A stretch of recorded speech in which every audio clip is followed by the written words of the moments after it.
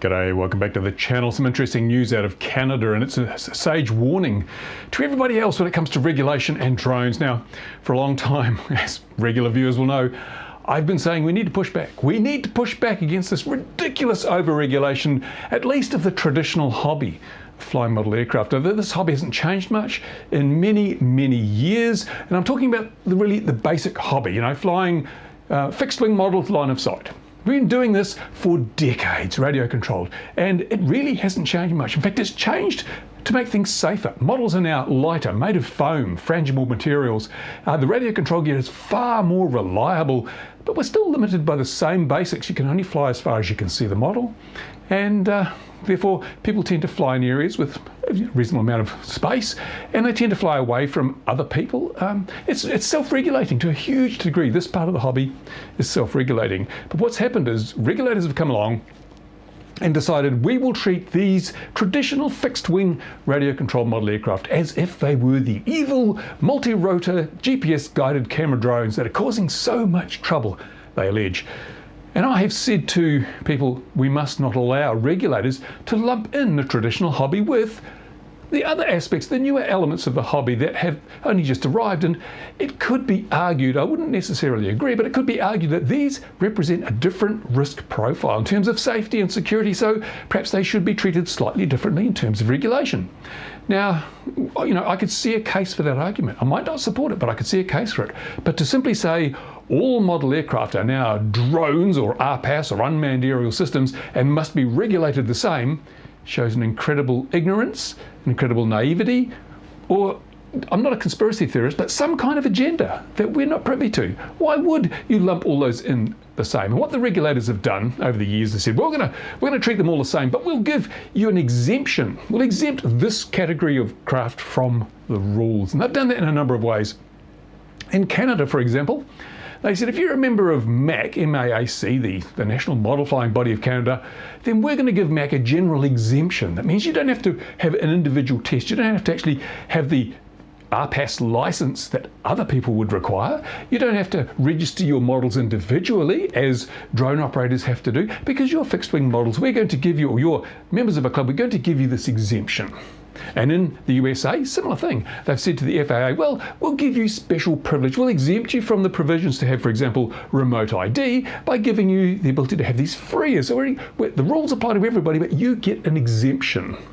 And it's the same in many other countries, I think in CASA. If you want to fly FPV, well, you're not allowed to, but we'll give you an exemption if you fly at a one of the fields sanctioned by the National Model Flying Body there. And this sounds all good and great, doesn't it? Sounds fantastic, but it's not. It's terrible. It is a really bad situation, and Canada has proven why that's the case. Now, the great thing about rules is they can't just be changed willy-nilly. There's usually a process. There has to be like an NPRM where it goes out to consultation, and the public and those affected can make submissions and say, we don't think this rule's good, and they can give their reasons. And in theory, this means that bad rules don't get implemented, and they get changed. But what's happened with the hobby is they've had these really bad rules and said, don't worry, because you'll have your exemption, be it your FAA exemption or your MAAC exemption or whatever it is, you guys, you'll be protected. We'll look after you. And it's lies, because in Canada at the moment, model flyers who are members of MAAC, MAAC, have been flying under a general exemption that allowed them to fly without having to register individual models or get the RPAS license that everyone else needs. And they thought, oh, we're pretty sweet. But in a letter sent out to MAAC members on the 25th of February, it's been made very clear that Transport Canada has withdrawn that exemption. Yeah, suddenly, you'll have to go and register your models. You'll have to get that license to fly these models. All those special exemptions that you had, gone with the stroke of a pen. And that's the danger, because changing rules requires a consultative process. But removing a special exemption can be done with a stroke of a pen, no challenge, nothing. That's it. The regulator can say, no, we're making you do this now. And it bypasses, it sidesteps that whole protection process that's put in place when you want to make or change rules. And the hobby has fallen into this trap. Amazingly, they just walked into it with their eyes wide open, even though people like myself have said, no, because the offer of a special privilege, an exemption, some kind of benefit, it blinds a lot of people to the reality of the situation, because this is not about safety. If it was about safety, then we would be able to say that, well, the traditional hobby has never posed a risk to the general public, so why do we need to change the regulations affecting them? And if we look at 10 years of history with recreational multi-rotor drones, not one death as a result of the recreational use of multi-rotor drones, so the risk associated with them is also obviously pretty damn low. But of course they don't want to do that because it's not about safety. Yeah, there's a bit about safety, but it's about something much bigger. As I say, I'm not a conspiracy theorist. I poo-poo all the conspiracy theories, but I'm at a loss for someone to come up with any other legitimate reason as to why we're seeing such huge restrictions, controls, regulations on the safest branch of aviation there has ever been. Why is it being so heavily regulated, more heavily regulated than manned aviation in the USA? If you've got an ultralight or a paramotor, no, you don't have this level of regulation. You go and get yourself an ultralight, you don't need a license, you don't need to register it, you don't need any training. Build a 250 gram model of that ultralight and you need all those things. Tell me that's logical. Tell me that's common sense. It makes no sense to me. But anyway, in Canada, the traditional hobby flyers, model flyers, are stuffed. They're absolutely stuffed. The Transport Canada has withdrawn their general exemption. Now they are just like everybody else, no special privileges.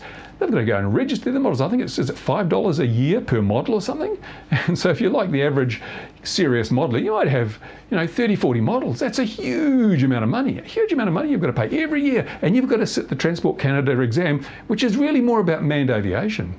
You've got to know about, the weather patterns and the clouds and the air traffic zones and everything. And if you're just flying out in the country somewhere, why should you have to do all that? It makes no sense. So I'm deeply concerned that the hobby has fallen into a huge hole. How long before in America the FAA says, we're cancelling freers now. Sorry, you guys, and they can do it at the drop of a hat. They can drop it. Oh, it's just, we gave you this special exemption, now we're taking it away. Now you've got to have a remote ID, doesn't matter where you fly. No exemptions, no more freers. You guys have to put your remote ID in there.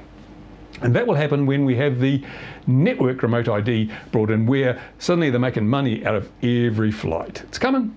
Absolutely coming. So what have we done to deserve this? If we're part of the traditional hobby, absolutely nothing, except we've just sat on our fat backsides instead of standing up for our freedoms. And if you don't stand up for your freedoms, you can expect to lose them. Freedoms will be taken from anybody that doesn't put up a fight. And we as a community have put up no fight at all. We have relied on our national bodies to protect us, and they have just said, ooh, special privilege, we'll take that. Yeah, make whatever rules you like as long as they don't apply to us. And then of course the regulator like Transport Canada comes along and says, okay, now they do apply to you. And there's nothing you can do about it. There's no consultation, there's no formal process. They just wipe it out with a stroke of a pen. Such a dangerous place to be if you're trying to protect a hobby. And this is going to happen elsewhere in the world. It's going to happen elsewhere in the world. Just watch. So where do we go from here? Well, that's a very important question, isn't it? Very important question. I have some ideas. I have some very good ideas, I think, because they're mine. They must be good. But just as the regulators have inserted a very narrow wedge between our buttocks, we need to do the same to them. Now, I'm not saying non-compliance is the way forward. I mean, a lot of people don't have the option of non-compliance. They can't afford to pay the fines and they can't take the risk. They may have a pilot's license, and if you don't comply with the model regulations, well, you can lose your pilot's license. Lots of reasons why non-compliance may not be a thing. We have to be smarter than that. We have to be cleverer than this. We have to push back in a way that gives us a wedge that we can then open up further to regain the freedoms that we have currently lost. I have a plan for that. Stay tuned for that. If you're not a subscriber, subscribe. You will want to know about this if you fly any kind of model or drone in the national airspace or anywhere else. You want to know, because this is I believe, our only way forward. I'll be giving you full details of this in an upcoming video, so subscribe or you could miss that. And spread this video, link to this video around your socials, because everybody needs to know. Everyone's affected. And right now you might be thinking, no, we're sweet, we're protected, we've got a special deal with our regulator. No, you don't. It is transient at best. We've seen that, and this will continue to be the thing. This airspace we're flying in, very, very valuable now. 10 years ago, wasn't worth a bean. But now, a lot of very big, very powerful, very rich, very influential corporations want that airspace, all for themselves. We're in the way. What are we going to do? Well, if we just sit around and rely on others to do the hard work for us and to fight for our rights, we're just going to end up flying indoors. So we need to take some very, very important steps.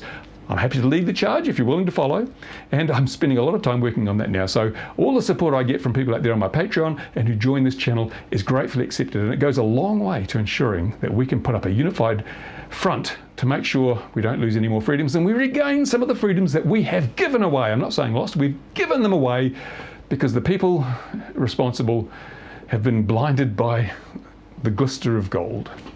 There you go. Thanks for watching, guys. Go to the comments, tell me what you think about this, and we'll have some more talks in the future. I've got a live stream coming up, my 70th birthday live stream, and it's probably going to be next Friday US time, Friday evening US time. I'm not sure yet, but keep an eye out for that. Again, if you're subscribed, you'll get notified. Okay, thanks for watching. Bye for now. Overregulation is like a tumor. It's killing a hobby. It must be terminated. Now!